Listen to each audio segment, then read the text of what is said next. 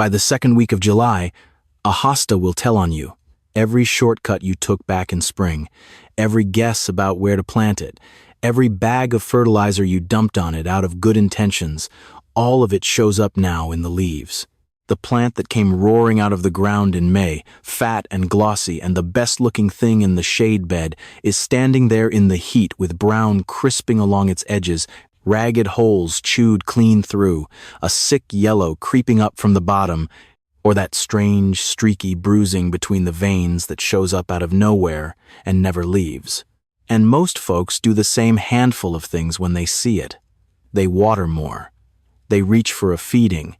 They snip off the ugly leaves and cross their fingers. Every one of those moves is wrong for at least one of those problems, and that streaky bruising I mentioned, if you guess wrong and grab your shears without knowing what it is, you can carry it from one plant to every hosta you own before Labor Day. July is not the month to push a hosta. It's the month to protect it. From the heat, from the things eating it in the dark, and from the well-meaning help that quietly makes everything worse. Before I get going, drop your state or your growing zone down in the comments, because keeping hostas alive in Zone 4 up in Minnesota is a whole different job than keeping them going in Zone 8 down in Georgia, and I read every one so I can fit what I tell you to where you're actually standing. Let's get your shade bed through the ugliest month it faces. The first thing is about water, and it starts with the mistake almost nobody thinks they're making.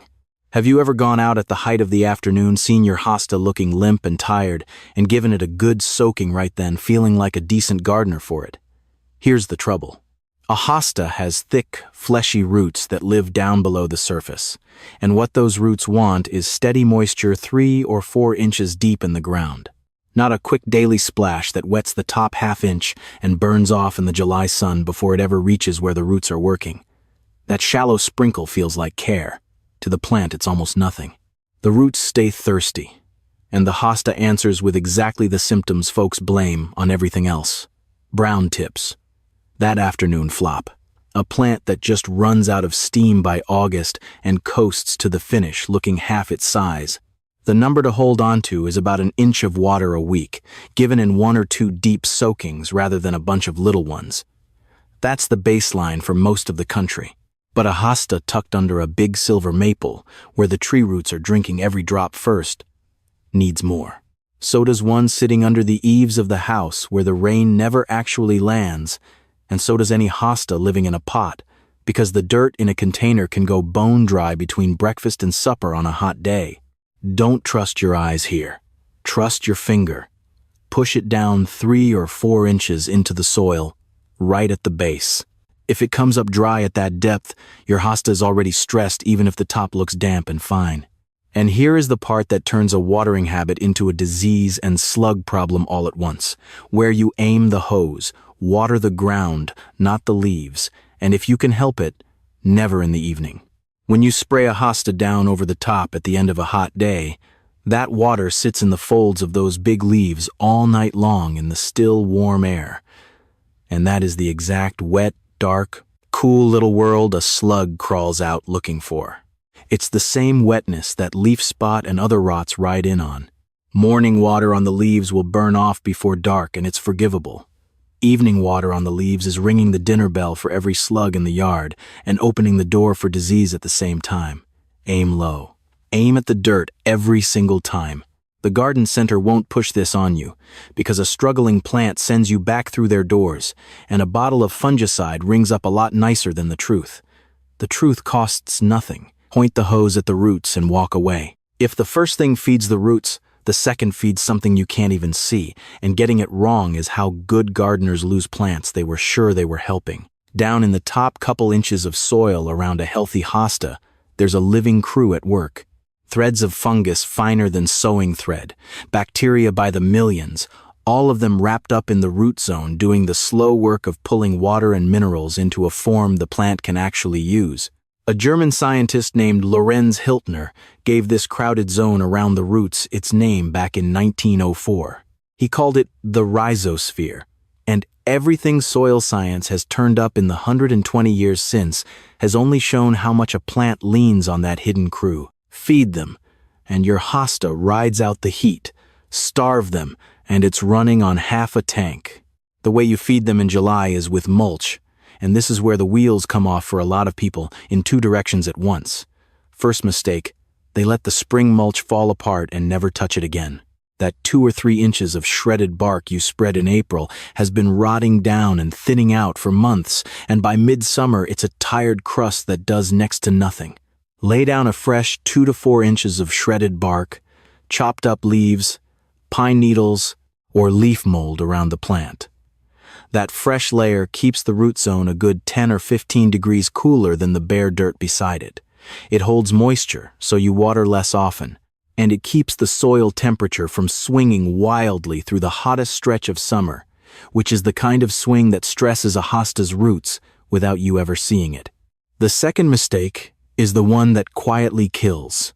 Piling that mulch right up against the crown of the plant, the spot at ground level where all those leaf stems come out of the root mass. When mulch sits packed against the crown, it traps warmth and wet exactly where the plant can least afford it, and that's the front door for crown rot. Crown rot is a fungus that eats the base of the plant from below, silently, weeks before you see a single droopy leaf up top. By the time the whole hosta caves in one August afternoon, the crown's already been gone a while. So pull the mulch back. Leave a clear collar of open dirt, 2 or 3 inches of breathing room, in a ring all the way around the base. The mulch does its good work everywhere else. The crown itself needs to stay dry and open to the air. Write that on the wall of the garden shed if you have to. Mulch the ground, not the neck of the plant. Now the stakes climb, because the next problem is the one gardeners misdiagnose more than any other in July, and the wrong fix makes it worse instead of better. It isn't bugs and it isn't disease. It's sunburn. Plain sunscorch, showing up as bleached, papery, washed-out patches on the parts of the leaf that catch the most direct afternoon light. No holes, no slime, just pale, dead tissue where the green cooked out. And it gets red as a water problem in shade gardens all over the country every summer, because it looks a little like thirst and watering more feels like the sensible thing to do. It isn't.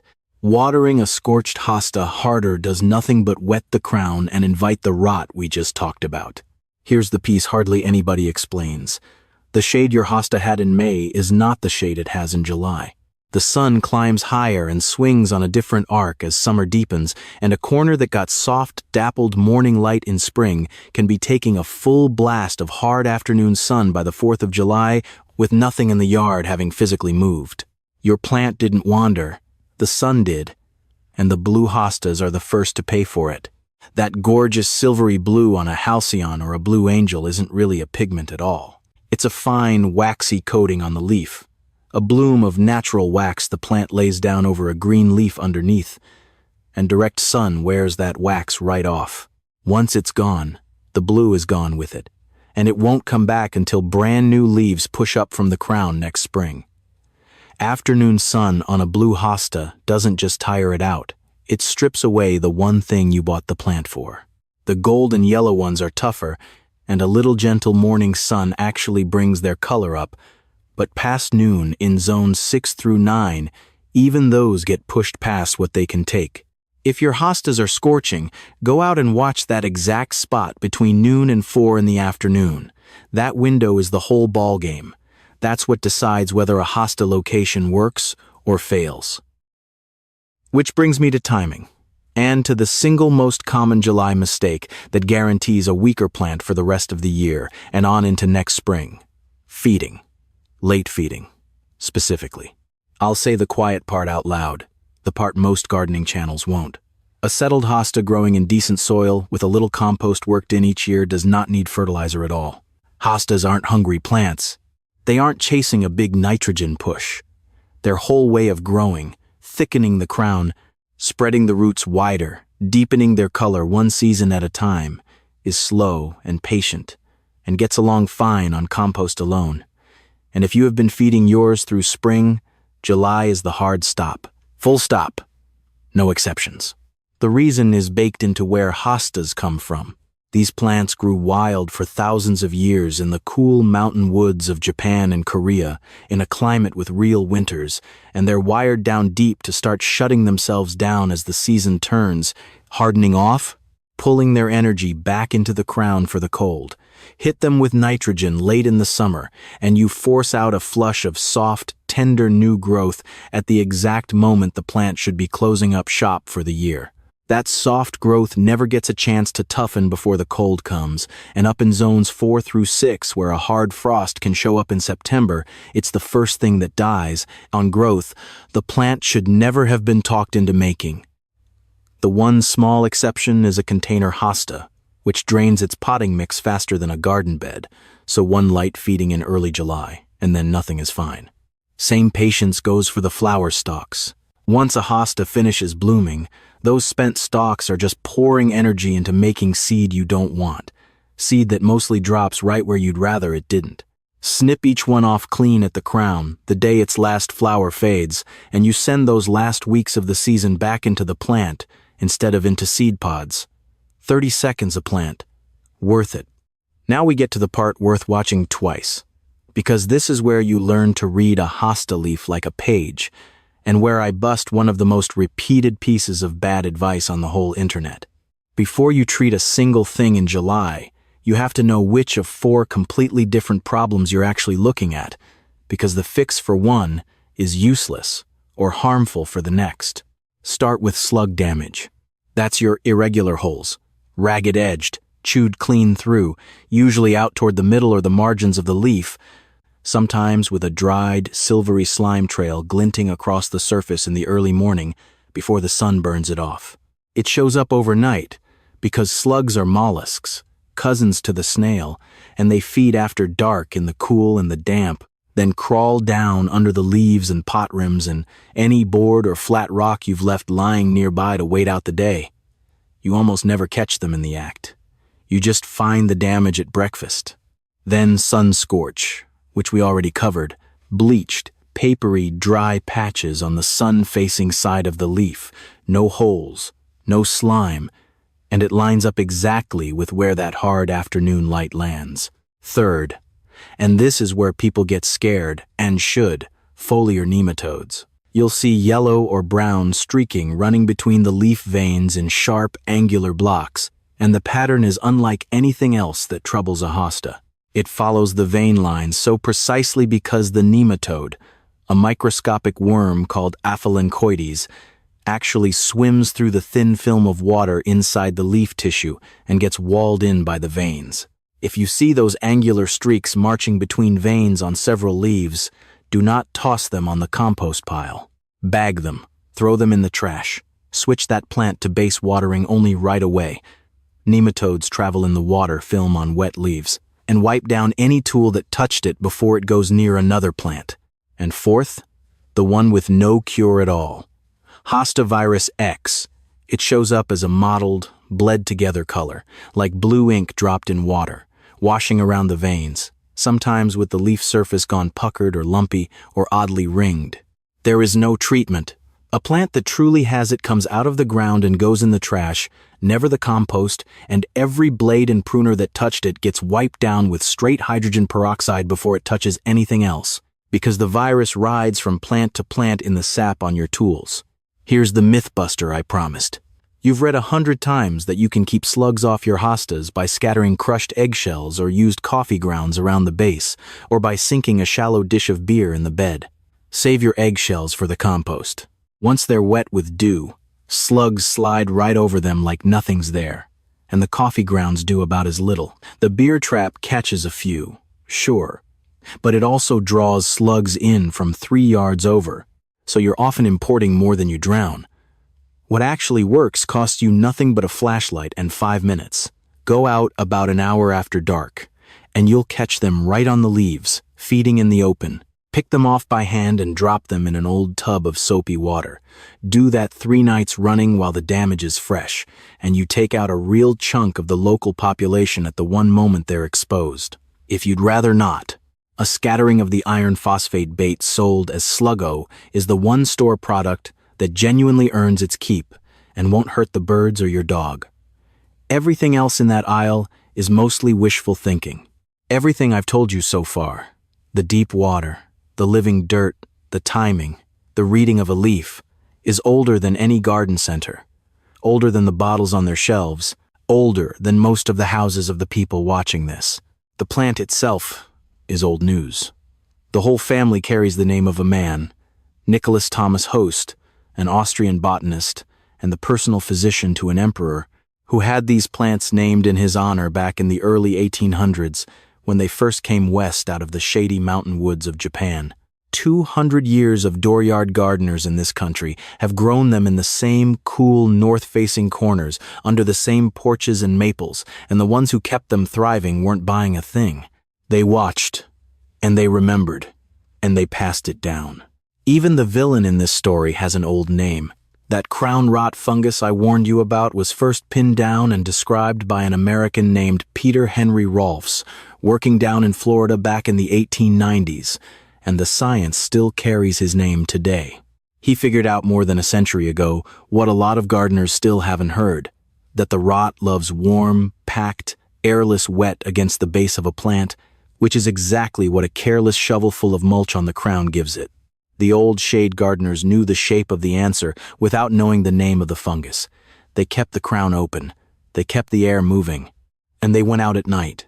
There's a woman named Dolores up in the driftless country of southwest Wisconsin who keeps a headlamp hanging on a nail by the back door for one purpose only, the slug patrol, and she's been doing it since long before anybody online called it a hack. 3 nights of hand-picking after a wet spell, a coffee can of soapy water, and her hostas come through clean, while her neighbor keeps buying pellets that wash away in the first storm. She swears by it. So does the soil science, which is the funny part. The summer that brutal heat dome parked over the upper Midwest a few years back and cooked half the county's shade beds, hers held, because she'd mulched wide and kept it off the crowns and watered deep at the roots, instead of misting the leaves in a panic. None of it came out of a bag. Most of the best of it never did. That's the part the industry would just as soon you forgot, that a woman with a headlamp and a can of soapy water and a little patience beats the whole slug aisle at the store. And it's been that way a long time. So here's your July, all of it, in one breath. Read the plant, then water deep at the soil and never on the leaves in the evening. Feed the hidden crew with fresh mulch, and keep that mulch off the crown. Watch your worst corner between noon and 4, because the sun of July is not the sun of May. Put the fertilizer away and cut the spent flower stalks clean.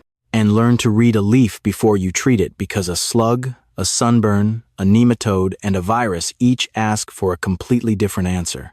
The next time you walk out and find a hosta looking rough in the July heat, don't reach for the hose out of habit, and don't reach for a bottle out of fear. Stop. Put your finger in the dirt. Let the plant tell you what it's actually saying, the way it's been telling patient gardeners for 200 summers, if only somebody leaned in close enough to listen. If this helped you see your own shade bed a little clearer, pass it to somebody who's been losing a hosta every summer and blaming their thumb, because the odds are good they've been making one of these mistakes and never knew it. That's how the good knowledge always got around anyway. Over the back fence, one gardener to the next, the way it was always meant to.